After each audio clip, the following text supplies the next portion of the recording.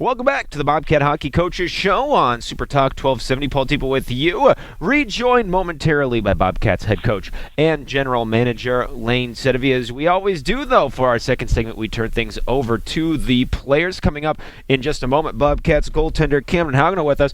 But first is second-year Bobcat and winger Tobias Fladeby is with us. Toby, how's it going, bud?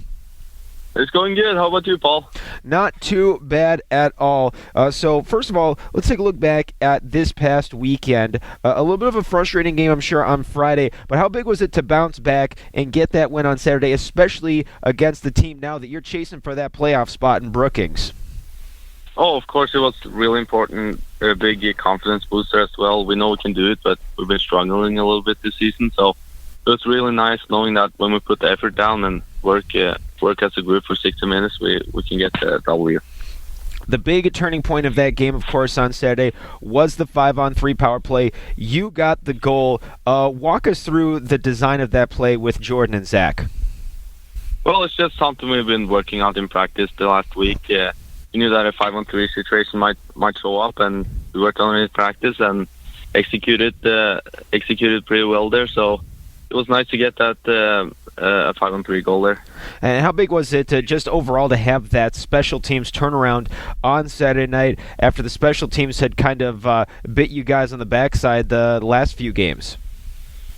Oh, of course, it's really important. I mean, personally, I think special teams can win or lose games, especially if there's a lot of penalties. So we need to be sharp on the special teams and be good in the penalty killing, and then be effective and aggressive in the power play.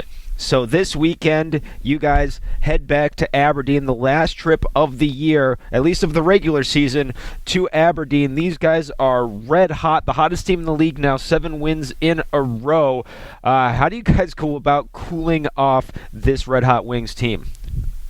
Well, I don't think we're thinking about too much that they won 7 games in a row. I think we know we can beat them, and they're nothing special. So we just got to work hard and score more goals. The big thing about scoring goals is beating Forbes Ploget, the goalie that came in for them right at Thanksgiving. What do you guys need to do to get 2 points against him starting on Friday? We need to get some traffic in front, get the pucks on net, and then be aggressive around their goaltender and bearing some rebounds there. Last time you guys saw Aberdeen, tempers definitely flared, a very emotional game. Do you expect to see more of that? Considering you guys play them the next 4 games in a row, do you expect the emotions to run high again over the next couple of weeks? Yeah, I would think so, especially now that we are fighting for a playoff spot. And I think all the guys are really ready to go here, and we really want that playoff spot. So we're going to make a push for it and work really hard. And that's the thing, there's been some slumps here and there, but you guys are still only 6 points out of a playoff spot right now, and with still 16 games left to play, a very doable deficit. Are you guys feeling optimistic that you've been able to keep it this close?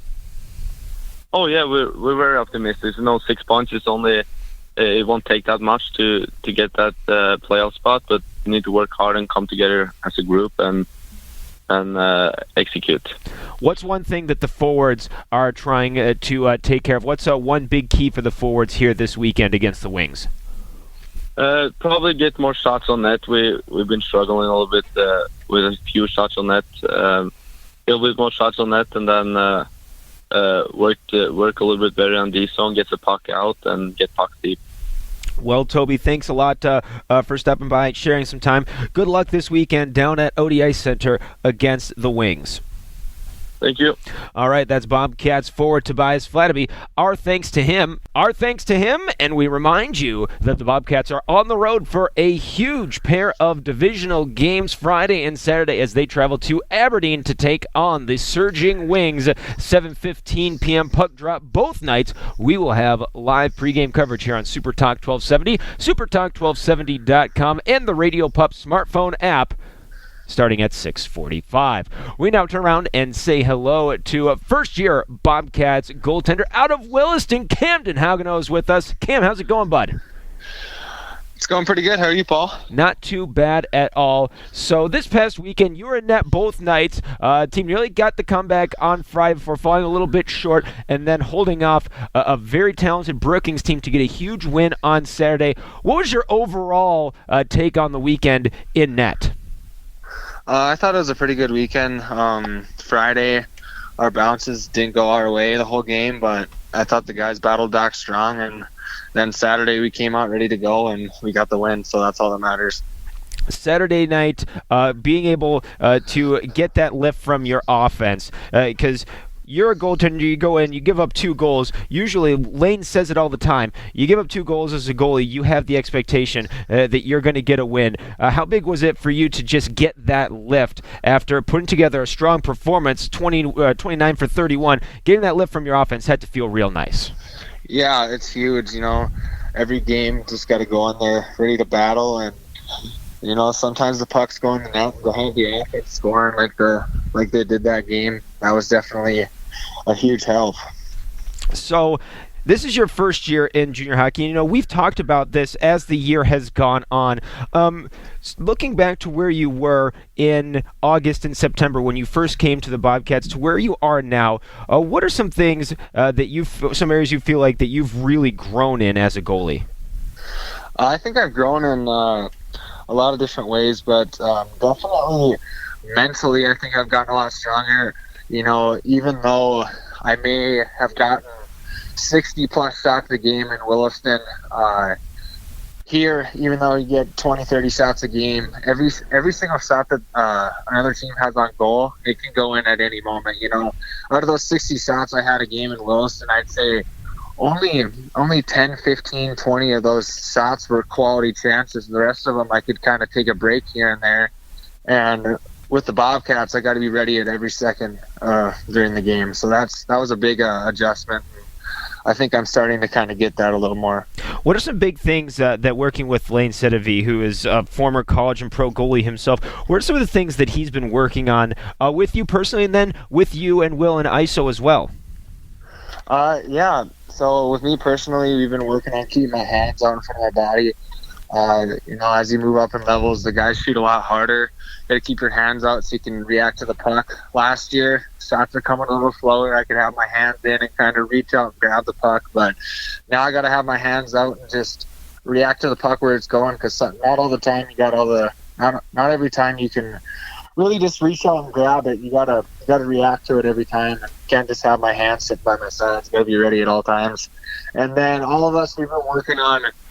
I say the biggest thing is staying in shape. Lane works us pretty hard, and I don't know if we always enjoy that the most, but it definitely pays off when, third period, couple minutes left in the game, they're getting quite a few shots, and you can really stay strong and know that you're in shape and you can finish the game. And I imagine that's something that you're really starting to notice now that we're in mid-February and the season has already ground on for over 40 games, that not just you as goalies, but the whole team can notice and start to get that conditioning advantage because you guys have been going through the grind with Mike Solway at Sanford Power and the conditioning parts of practice to have that extra gear that maybe not every team has at this time of year. Yeah, for sure. Just working hard every day at workout and just getting in the groove of working hard every day. I can definitely say that's paid off for myself personally a lot, and I am probably speaking for the whole team on that.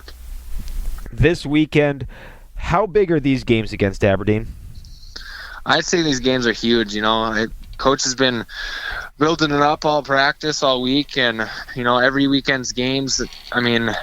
Every weekend's games are important, but we can definitely feel the mentality of this weekend's games. They're very, very important, and we just all got to be ready to go. Aberdeen has won 7 games in a row, a bit of a balanced attack. What is it going to take to defensively slow these guys down as they're now the hottest team in the whole league? Yeah, we just got to play man on man, and we can't be letting guys run and get behind us, as a goaltender. Obviously, you got to battle for every puck, but if our defensemen and our forwards are staying man to man and keeping them from the outside and keeping shots from the outside and not letting their forwards walk down and get a clean lane in the slot or giving up a backdoor pass, I think we should be all right as long as we play man-to-man and just play the full 60 minutes. Penalty kill also going to be huge. I mean, when you go down to Aberdeen, it seems like their power play is always clicking, always locked in. What is something that you and the penalty kill have been working on, focusing on against the Wings this weekend? We just got to bear down and block shots. I'd say that's most important because, and also I'd say clear bodies, because not all the time, on Friday night especially, there's shots from the point, the wilderness. The pucks are getting through, and if I can't see the puck, it's kind of hard to stop it. So if we're clearing bodies and clearing traffic out front and blocking shots and doing all the right things, I think we should be all right. And the penalty kill knows that's the most important things to do. Well, Cam, we thank you very much for sharing a little time, and good luck this weekend against the Wings. Thank you. All right, we'll jump out for a quick commercial break. When we return, we have a special alumni guest, the former Bobcat forward, now with Wisconsin Eau Claire. The number 5 scorer in all of Division III, Patrick Moore, joins us when we return. It's the Bobcat Hockey Coaches Show on the radio, home of the Bobcats, Super Talk 12. Welcome back to the Bobcat Hockey Coaches Show on Super Talk 1270. Paul Teeple here with you, rejoined momentarily by Bobcats head coach and general manager Lane Sedavies. We take you up to the hour of 6 p.m. And now we keep it going on the players side of things, but we turn it over to the alumni now as we say hello to 2011 to 2013 Bobcat forward from Grand Rapids, Minnesota, Patrick Moore, playing at Wisconsin Eau Claire in the WIAC. Patty, how's it going, buddy? Well, Paul, how are you? Not too bad at all. So, first of all, huge season for you and the Blue Golds. Right now, coming into this weekend, you sit 5th nationwide in points at the D3 level with 38 points in 25 games. Is that something that you necessarily think about, or is it just kind of that's how things are going with your season, with your line and stuff like that? That's just kind of how things are going. Put in spots, kind of put up points. I'm playing with former Bobcat Adam Nakamura, who's having a good season as well. He went through a few injuries, which set him back point-wise, but yeah, our line's doing really well. We're kind of dependent upon scoring goals around the power play and everything like that. So kind of keep our scoring going. Yeah, our coach kind of looks at our line. And so far, it's going pretty well.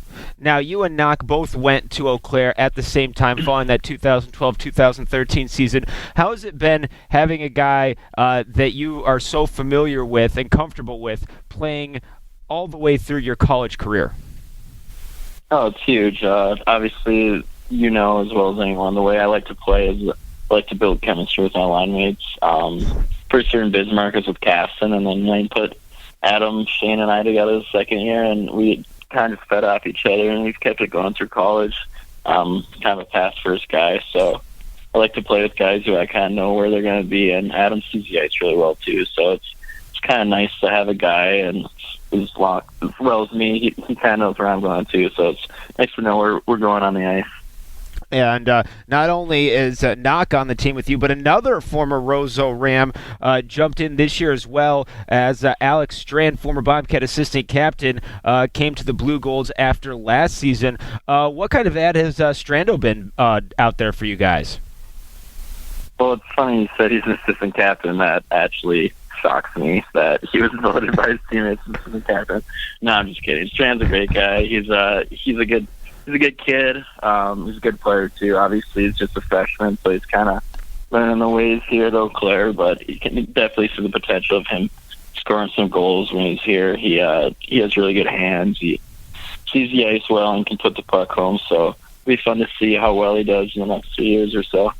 Now, let's talk about the season overall. The Blue Golds are having 6th in the country right now. How has that been for you as a senior, seeing your program soar to such heights? It's good. I mean, obviously playoffs are coming up here soon, so it's nice to be up there in the discussion for maybe an NCAA bid. We've lost a few. We wish we could have back, but that's just kind of how things go. So now with playoffs starting, the real season starts, and hopefully we can make a little run here and get another championship back at Eau Claire.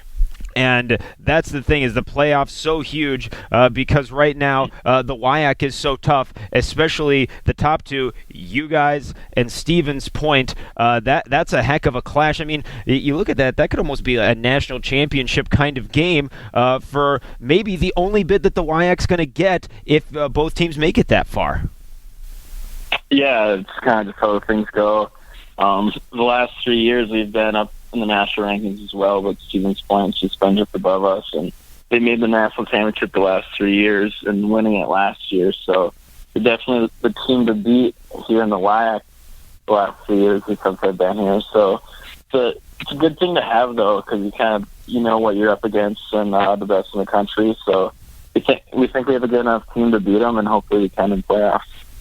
What's it been like over the last 4 years playing against guys that you played with here with the Bobcats? Obviously, you look at the likes of Augsburg with Rory Vessel and Corey Chapman and half the MIAC as it is, and plenty of Bobcats playing the WIAC as well. What's it been like playing against your old teammates when you see them in the college ranks? Oh, it's a lot of fun. Like you mentioned, Rory and Corbin over at Augsburg, you got Doc at St. Thomas, and the list goes on. St. John's and some Bobcats, Becker's over there. So it's a lot of fun, obviously.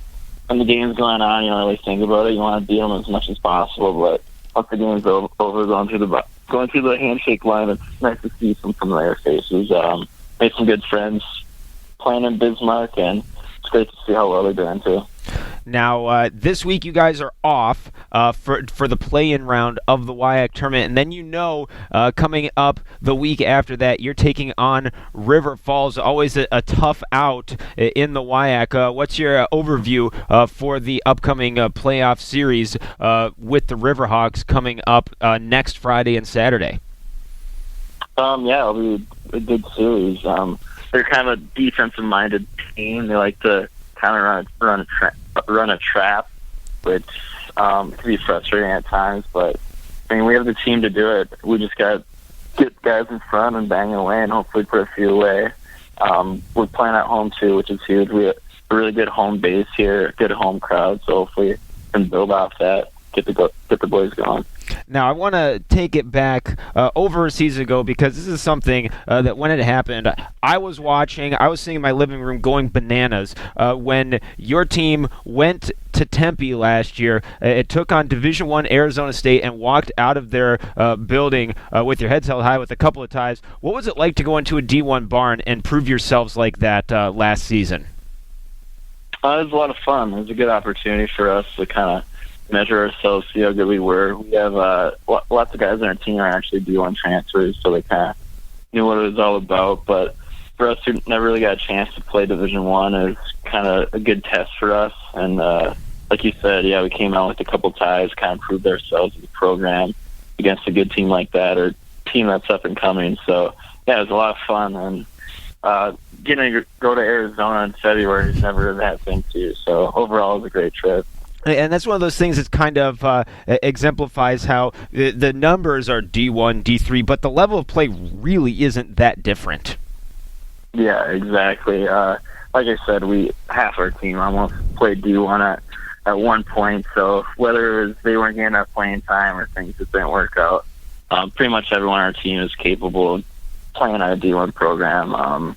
They're all here for a reason. Like I mentioned before, Alex Strand, he had almost 30 goals last year and didn't get a D1 opportunity. So whether it's just scouts didn't see him, something just didn't happen for him. They're all really good players, and we're really happy that guys that are that good are coming to Eau Claire to play.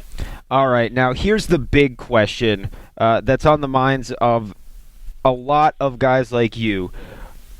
Section playoffs are coming up in Minnesota. What's the story in 7AA? Is this the year that the Thunderhawks overcome Duluth East's home ice advantage and go back to state? Okay, well, first off, they did it last year, so that's fair. Don't act like it's going to be such a surprise. But, yeah, I've been following a little bit. I think they've gone through a rough stretch here lately, but like three or four D1 commits on their team as it is, which isn't too bad for a high school team. So I don't know. I think when it just comes to character, Grand Rapids just overall better people than Duluth East. You can ask me. You can ask Mayor Penske about that. I think you'd agree. So I think when it comes down to it, there's going to be more character in the Grand Rapids locker room, and that's going to push them to the Xcel Energy Center. And, everyone always talks about that Duluth East and Grand Rapids rivalry. And my favorite line that maybe you ever told me is that it must be nice for Duluth East to have a home game for section finals. Is that something, when you know Duluth East guys, is that something you gear them a little bit about too? Well, I mean, it's just kind of ridiculous that they get both their section games in their home rank in their hometown, but hey, it's you got to battle a little adversity once in a while. You're going to get the rich guys. They're going to get to do what they want. Just get through it, and hopefully they can this year. Well, Patrick, thanks for sharing some time and your insight into the Minnesota State tournament coming up here. Thanks a lot. Hey, good luck the rest of the way. We'll be rooting for you back here in Bismarck. Thanks, Paul. Tell Lance, Garrett I say hello, as well as Tom and everyone else. Had a great time in Bismarck, and hopefully the boys can make the playoffs to make a run. Right on, Patrick. Thanks so much. We'll step away for a quick commercial break. When we return, Lane Fladeby back with us for the Pucklet Chevrolet 3 Keys of the Weekend. It's the Bobcat Hockey Coaches Show on Super Talk.